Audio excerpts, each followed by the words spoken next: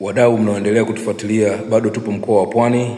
Hii ni project nyingine, tupo kwa mteja wetu mpya. Huyu ameamua kufanya maamuzi magumu ya kubadilisha master bedroom yake kuwa shamba la uyoga kama mnavyoona. Hii ni master bedroom, imedesigniwa vizuri, wameweka molding nini ukutani kama mnavyoona kuna molding. Ngoja niwaonyeshe ili muweze kujua ama kuamini ninachosema. Hii ni master bedroom kama mnavyoona, hapa ndio chooni. Iko ni choo kizuri kabisa, kimewekwa tiles nini kila kitu.